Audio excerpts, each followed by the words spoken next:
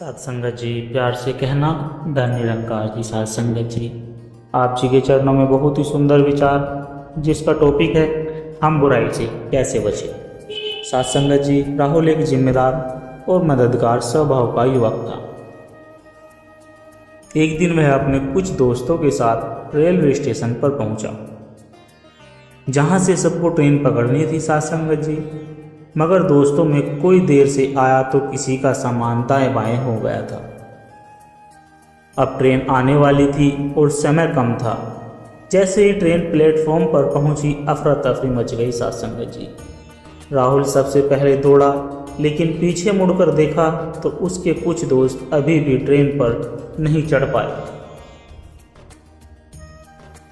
उसने बिना सोचे उनकी मदद करना शुरू कर दी। साथ संगत जी, किसी का बैग ऊपर चढ़ाया, किसी को हाथ पकड़कर ऊपर खींचा। एक दोस्त तो गिरते गिरते बचा। साथ संगत जी, एक दोस्त तो गिरते गिरते बचा। राहुल ने ट्रेन से उतरकर उसे संभाला और जैसे तैसे ट्रेन में चढ़ा दिया। धीरे धीरे सब दोस्त ट्रेन में चढ़ गए और आखिर में राहुल जब खुद फिर से चढ़ने दौड़ा, तब तक देर हो चुकी थी और ट्रेन चल चुकी थी। साथ संगत जी, धीरे धीरे ट्रेन ने रफ्तार पकड़ ली। राहुल सबको ट्रेन में चढ़ाते चढ़ाते खुद प्लेटफॉर्म पर बस खड़ा रह गया। साथ संगत जी, बात तो बहुत छोटी सी है, लेकिन यदि इसे अपने जीवन से जोड़ा जाए तो हमारे जीवन में भी बहुत सीमित वक्त है। हम सभी के हिस्से में बहुत सीमित वक्त आया है। कहीं यह वक्त केवल औरों को संवारने में, खुद की मदद ना करके औरों की मदद करने में, या फिर दूसरों की कमियां निकालने में ही निकल ना जाए और स्वयं को संवारना बाकी ना रह जाए। फिर कुछ वक्त बाद पता लगे कि अब तो जाने का वक्त हो गया है। कहीं ऐसा तो नहीं कि दूसरों को जगाते जगाते हम स्वयं ही सोते रह जाए। साथ संगत जी, यह सोने से तात्पर्य केवल शारीरिक नींद से नहीं, बल्कि आत्म चेतना से दूर होने से है, आत्मनिरीक्षण की कमी से है। इसी आत्मनिरीक्षण की कमी के कारण कई बार हम अपने भीतर ही भीतर खुद को गलतियां करने की छूट देने लगते हैं। यदि किसी दिन हमने अधिक सेवा कर ली हो और उसी दिन अगर हम चिड़चिड़े हो गए, किसी पर गुस्सा कर लिया, तो हम कह देते हैं कोई बात नहीं। यह सोच, यह मानसिकता हमें धीरे धीरे अनजाने में सोने की ओर ले जाती है। साथ संगत जी, यानी आत्म चेतना से दूर कर जाती है। दूसरों को जगाना बुरा नहीं, परंतु उसके लिए मेरा स्वयं जागृत होना आवश्यक है। साथ संगत जी, वही दिया दूसरों को रोशन करता है जो स्वयं प्रज्वलित होता है। एक बुझा हुआ दिया किसी और को रोशनी नहीं दे सकता। साथ संगत जी, एक दिन एक महिला अपने बेटे को लेकर एक महात्मा जी के पास पहुंची। वह शिकायत करती हुई बोली, महात्मा जी, मेरा बेटा बहुत गुड़ खाता है, जिससे उसके दांत खराब हो गए हैं। कृपया आप इसे समझाइए। साथ संगत जी, महात्मा ने महिला से कहा कि तुम एक हफ्ते बाद आना। इस तरह 3 हफ्ते हो गए। चौथे हफ्ते बाद जब फिर महिला महात्मा के पास आई तो साथ संगत जी, महात्मा ने बच्चे को प्यार से समझाया कि बेटा, ज़्यादा गुड़ खाना सेहत के लिए अच्छा नहीं है। महिला ने हैरानी से पूछा कि महात्मा जी, आपने यह बात पहले हफ्ते में ही क्यों नहीं समझाई? साथ संगत जी, है तो पहले हफ्ते में भी बता सकते थे। साथ संगत जी, महात्मा मुस्कुराए और प्यार से बोले, क्योंकि तब तक मैं स्वयं बहुत ही गुड़ खाता था। साथ संगत जी, आपकी बातों से लोग प्रभावित हो सकते हैं, लेकिन आपके व्यवहार से वे बदल भी सकते हैं।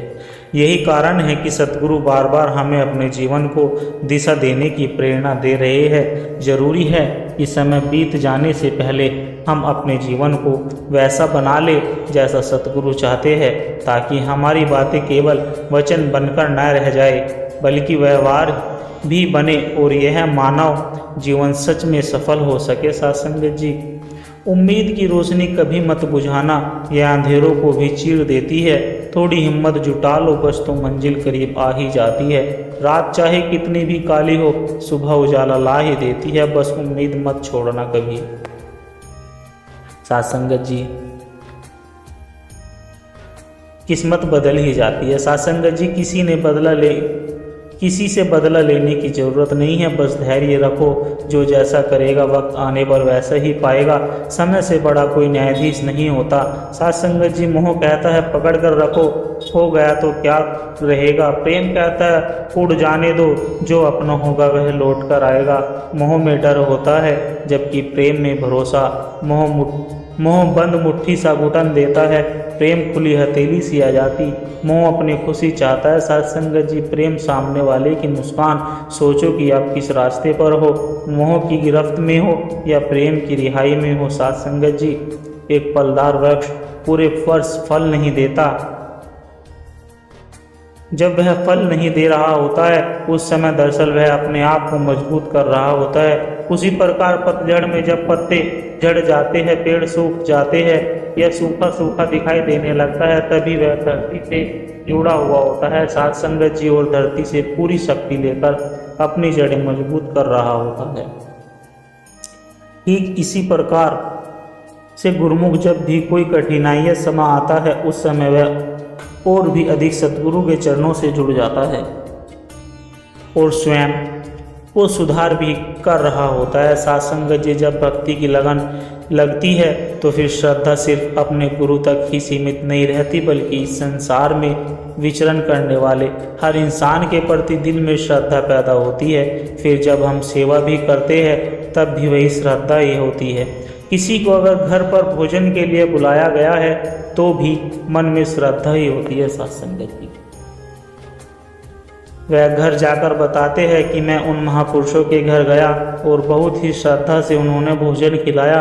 यह जो शब्द श्रद्धा है, अगर देखा जाए तो इसके पीछे बहुत गहरा भाव होता है। साथ संगत जी, है किसी के मन में घर करने वाली बात होती है, यह हमारे भाव वाली बात है। शिकवे छोड़कर आगे बढ़ो, जिंदगी में मिठास आ जाएगी।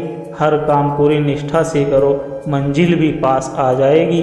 धैर्य रखो, अंधेरे में भी उम्मीद की रोशनी फिर जगमगा जाएगी। छोटी छोटी खुशियों को अपनाओ, जिंदगी खूबसूरत बन जाएगी। साथ संगत जी, जब मनुष्य को निरंकार का सच्चा ज्ञान प्राप्त हो जाता है तो उसके भीतर का भ्रम मिटता है, और जब भ्रम समाप्त होता है ना साथ संगत जी, तभी वह मुक्त होता है। मोह से, द्वेष से और अहंकार से ज्ञान केवल सुनने की बात नहीं, यह अनुभव की यात्रा है जो सतगुरु की कृपा से शुरू होती है और समर्पण से पूर्ण होती है। मुक्ति कोई मरने के बाद की दशा नहीं होती साथ संगत जी, यह तो उसी क्षण शुरू हो जाती है जब मैं को छोड़कर तू में समा जाते हैं। सेवा, सुमरन और सत्संग से जीवन को ऐसा बना ले कि मुक्ति एक अनुभव बन जाए और हर सांस में परमात्मा झलकने लगे।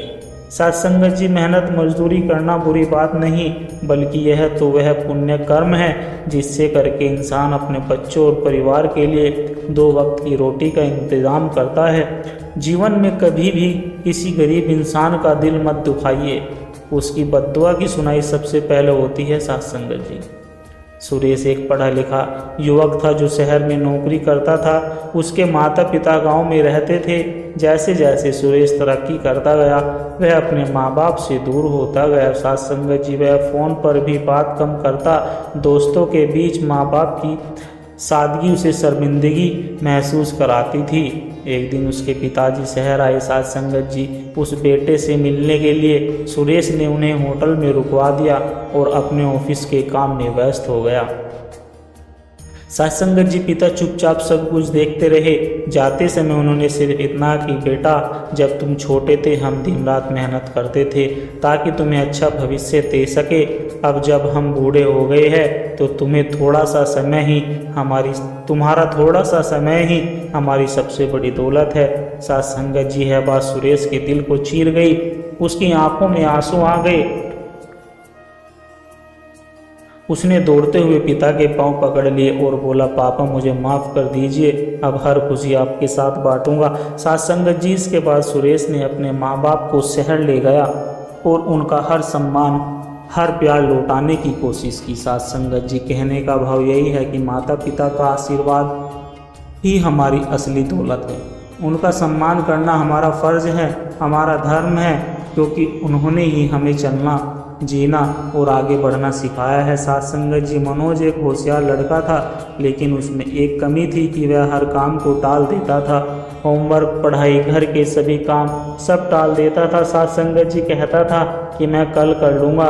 उसके माता पिता उसे बार बार समझाते थे कि समय बहुत कीमती है, लेकिन वह हंसकर बातों को टाल देता था। साथ संगत जी, एक बार वह परीक्षा में फेल हो गया। उसके दोस्त उससे आगे निकल गए और वह पीछे रह गया। बहुत दुखी होकर वह अपने गुरु के पास गया और बोला, गुरुजी, मुस्कुराए और बोले, बेटा, अगर कोई किसान बीज बोने का सही समय छोड़ दे तो क्या उसकी फसल उगेगी? मनोज ने सिर झुका लिया। साथ संगत जी, गुरुजी बोले, समय वह धन है जो वापस नहीं आता। जो समय गंवाता है वह जीवन की सबसे बड़ी पूंजी को गंवाता है। साथ संगत जी, उसी दिन से मनोज की आंखें खुल गई। उसी दिन से उसने समय का महत्व समझा और हर काम को समय पर करना शुरू कर दिया। अगले साल वह अपनी मेहनत और अनुशासन से स्कूल में प्रथम आया। साथ संगत जी, अब उसके वही दोस्त उसकी मिसाल देने लगे। साथ संगत जी, कहने का भाव सिर्फ इतना है कि समय सबसे अनमोल संपत्ति है। जो इसका सम्मान करता है, सफलता उसी के कदम को चूमती है। जो काम आज कल कर सकते हो उसे कभी भी कल पर मत टालना। साथ संगत जी, वाणी में अगर विनम्रता है तो हर दिल में जगह बनेगी। अहंकार अगर जुबान पर हो तो रिश्तों में दरार पड़ेगी। आचरण अगर अच्छा है तो ईश्वर की कृपा मिलेगी। झूठ अगर आदत बन जाए तो दुनिया भी अजनबी लगेगी। साथ संगत जी, जिस दिन हम अपने कर्म और विचार पर बात जैसी नज़र रखना शुरू कर देंगे, उस दिन हम एक खूबसूरत जीवन की ओर कदम बढ़ा देंगे। बस ज़रूरत है सचेत होने की, अपने विचारों के प्रति, अपने कर्मों के प्रति। फिर न तो हम अनचाहे कर्म करेंगे और न ही अनचाहे विचार ही हमारे मन में आएंगे, और फिर हम अनचाही परेशानियों से अपने आप दूर रहने लग जाएंगे। साथ संगत जी, कहीं न कहीं कर्मों का डर है, नहीं तो गंगा पर क्यों इतनी भीड़ होती है। जो कर्म को समझता है उसे धर्म को समझने की जरूरत नहीं है। पाप शरीर नहीं करता साथ संगत जी, बल्कि विचार करते हैं, और गंगा विचारों को नहीं सिर्फ शरीर को धोती है। साथ संगत जी, जिन्होंने निरंकार को जान लिया वह सत्संग के बिना नहीं रह सकते। सत्संग कहाँ है पता करते रहते हैं, मीलों दूर पैदल ही सत्संग में चले जाते हैं। सूक्ष्म से सूक्ष्म अहंकार भी एक गुरुमुख के लिए हानिकारक होता है। साथ संगत जी, यह सोचना कि मेरे बगैर यह काम नहीं हो सकता या मेरे बगैर यह काम नहीं कर सकता। साथ संगत जी, हमारी भक्ति की राह पर नुकसान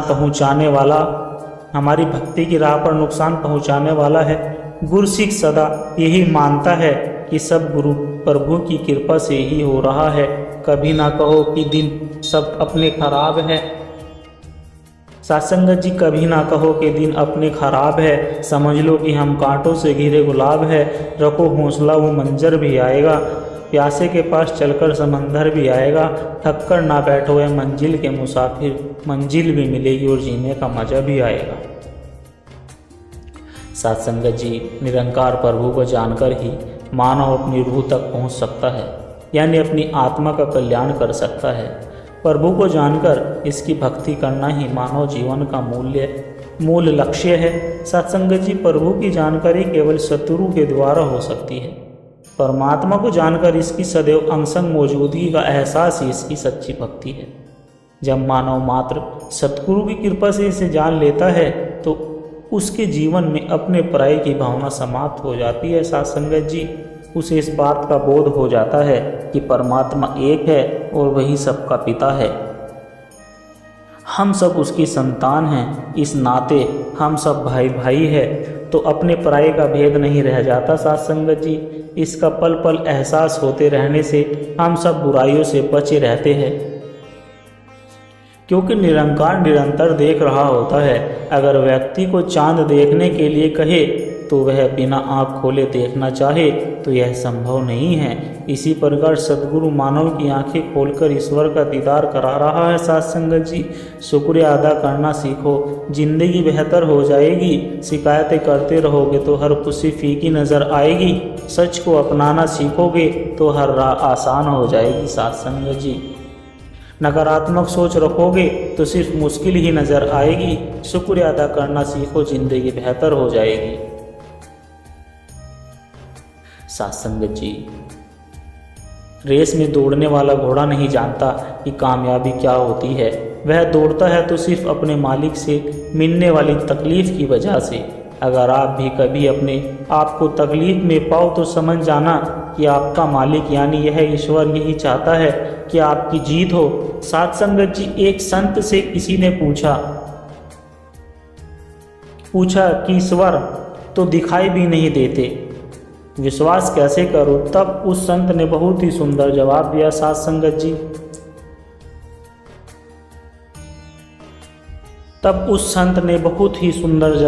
सत्संगत जी कि श्रद्धा वाईफाई की तरह होती है, दिखती तो नहीं है पर सही पासवर्ड डालते ही तो कनेक्ट हो जाती है। सत्संगत जी, सिकंदर एक शक्तिशाली राजा था जिसने दुनिया के अधिकांश भाग पर विजय प्राप्त की।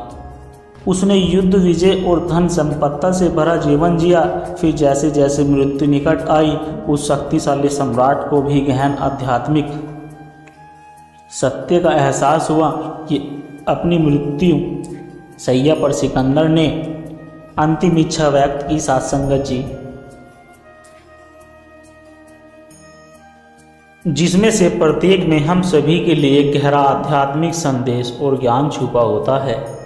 पहली इच्छा, मेरे चिकित्सक ही मेरे जनाजे को ले जाए। सिकंदर चाहता था कि केवल उसके निजी चिकित्सक ही उसके शरीर को कब्र तक ले जाए। सत्संगत जी, क्योंकि वह चाहता था कि हर कोई देखे कि चाहे कितने भी कुशल चिकित्सक आपके पास क्यों न हो, वे मृत्यु को रोक नहीं सकते। सबसे विद्वान, सबसे बुद्धिमान चिकित्सक और सबसे महंगे उपचार भी मृत्यु को रिश्वत देकर रोक नहीं सकते हैं। जीवन और मृत्यु एक महान शक्ति के हाथों में है। कोई भी चाहे वह कितना भी अमीर या शक्तिशाली क्यों न हो, अपनी मृत्यु से बच नहीं सकता। सत्संगत जी, सिकंदर की यह इच्छा हमें विनम्रता के साथ जीने की ओर प्रेरित करती है। हमें यह भूलना नहीं चाहिए कि जीवन का उपहार है, हमें इसे प्रेम और दयालुता से जीना चाहिए, यह जानते हुए कि यह किसी भी समय समाप्त हो सकता है। सत्संगत जी, सिकंदर की दूसरी इच्छा थी कि मेरे सोने चांदी और कीमती आभूषणों को मेरी कब्र की ओर जाने वाले रास्ते पर बिखेर देना। सिकंदर ने अपना जीवन अपार धनपत्ति संपत्ति इकट्ठा करने में बिताया, पर अंत में उसे एहसास हुआ कि मृत्यु के सामने भौतिक संपत्तियां निरर्थक है। कब्र में उसका एक भी सिक्का साथ नहीं जा सकता। उसके पास जो कुछ भी था वह उसके साथ नहीं जा सकता। रिश्ता गुरु से कुछ ऐसा निभा दो, जितना समय मिले गुरु की सेवा में लगा दो। इतना असर छोड़ दो दुनिया पर कि हर कोई कहे हमें भी अपने गुरु से मिला दो। सत्संगत जी, अगर आप किसी को नमस्कार यह सोचकर कर रहे हैं कि वह भी आपको करेगा तो वह नमस्कार व्यर्थ है, क्योंकि नमस्कार संस्कार के कारण किया जाता है, बल्कि अहंकार के कारण नहीं। सत्संगत जी, जीवन में वह लोग भविष्यशाली होते हैं, भाग्यशाली होते हैं जो सुख और साधना से संपन्न होते हैं, लेकिन परम सौभाग्यशाली वे होते हैं जिनके पास भोजन के साथ साथ भूख भी है, बिस्तर के साथ नींद भी है, धन के साथ साथ धर्म भी है और विशिष्टता के साथ साथ शिष्टता भी है। सुंदर रूप के साथ साथ सुंदर चरित्र भी है, संपत्ति के साथ साथ स्वास्थ्य भी है और बुद्धि के साथ साथ विवेक भी है, परिवार के साथ साथ प्यार भी है, सामर्थ्य के साथ साथ दया भी है और पद के साथ साथ प्रतिष्ठा भी है। सत्संगत जी, आप सभी परम सौभाग्यशाली बने, यही दातार से विनती है। सत्संगत जी, निरंकार ने हर एक को जो क्षमता दी है वह पूर्ण दी है। जब तक इस निरंकार का सहारा याद है तब तक वह क्षमता पूर्ण है। किसी की बराबरी ना करे, किसी से ईर्ष्या ना करे कि वह ऐसा कर रहा है तो हम भी ऐसा करें, आपके पास गहने हैं तो हम भी गहना खरीदे, इत्यादि चीज़ें यदि बराबरी करनी ही हैं तो जीवन में भक्ति को देखकर करते हुए सेवा करो। सेवा की उसके सिमरन को देखते हुए, यह राह देखते हुए कि वह रोज़ एक बेहतर इंसान बनता जा रहा है। ऐसी बातों की बराबरी करना ठीक है, इतनी ऊंचाई न देना प्रभु कि धरती पर पराई लगने लगे। इतनी खुशी भी न देना कि किसी के दुख पर हंसी आने लगे। नहीं चाहिए ऐसी शक्ति निर्बल जिसका निर्बल पर प्रयोग करूं। नहीं चाहिए ऐसा भाव कि किसी को देखकर जल जल मरूं। ऐसा ज्ञान मुझे न देना मेरे प्रभु, अभिमान जिसका होने लगे। सासंगत जी, हमारे भाग्य का निर्माण हमारे चरित्र से होता है और चरित्र का निर्माण हमारी आदतों से। हमारी आदतें बनती है हमारे बार बार किए जाने वाले कार्यों से, और बार बार हम वही कार्य करते हैं जो विचार हमारे मन में बार बार आते हैं। हर विचार एक ही बीज है और हमारा भविष्य उस बीज का वृक्ष है। इसलिए हर बीज का चुनाव सोच समझ कर करें सत्संगत जी। धनवान बनने के लिए एक एक कण का संग्रह करना पड़ता है और गुणवान बनने के लिए एक एक क्षण का सदुपयोग करना पड़ता है। इस जीवन का पैसा अगले जन्म तक काम नहीं आता, पर इस जीवन का पुण्य जन्मों जन्म तक काम आता है। सत्संगत जी, अगर खुशी के साथ गम ना होते, दुख के साथ दुख ना होते, सुख के साथ दुख ना होते, दिन के साथ रात ना होती, तो हर एहसास अधूरा रह जाता। जिंदगी शायद आसान तो होती मगर उतनी गहरी नहीं होती। सत्संगत जी, जिंदगी उतनी गहरी नहीं होती क्योंकि उजाले की कीमत हम केवल अंधेरे से निकलकर ही समझ पाते हैं। फिर शायद हमें मुस्कुराहट में छुपे हुए आंसुओं का स्वाद और आंसुओं में छुपी हुई उम्मीद का जादू कभी महसूस ही नहीं होता। जीवन हर मोड़ पर खूबसूरत है, बस नज़र देखने वाली होनी चाहिए। कभी यह मोड़ नई राह दिखाती है तो कभी हमें खुद से मिलवाती है। सत्संगत जी, मिलन के साथ बिछड़ाव भी जिंदगी का हिस्सा है। एक हाथ में खुशियों के फूल होते हैं तो दूसरे हाथ में यादों की चुभन, पर शायद यही संगम हमें सिखाता है कि हर अंत में एक नई शुरुआत है। सत्संगत जी, मन बड़ा चमत्कारी शब्द है। इसके आगे ना लगाने पर यह नमन हो जाता है और इसके पीछे ना लगाने पर मनन हो जाता है। जीवन में नमन और मनन करते चलिए, जीवन सफल ही नहीं सार्थक भी हो जाएगा। सत्संगत जी, चाहे जो परिस्थिति इस परमात्मा ने हमारे लिए रची हो, हमारा कर्म सिर्फ यही बनता है कि हम उस परिस्थिति को अपनी पूरी श्रद्धा और क्षमता से जितनी अच्छी तरह से निभा सकते हैं। हर स्थिति को हम इस तरह से देखें कि अगर विपरीत स्थिति आई तो ख़त्म भी हो जाएगी, यह समय बीत जाएगा, और अगर अच्छी स्थिति आई तो उसे भी ठहराना नहीं। तो जिस रंग में इसने रखा है उस रंग में रहकर शुक्राने का भाव मन में रखे।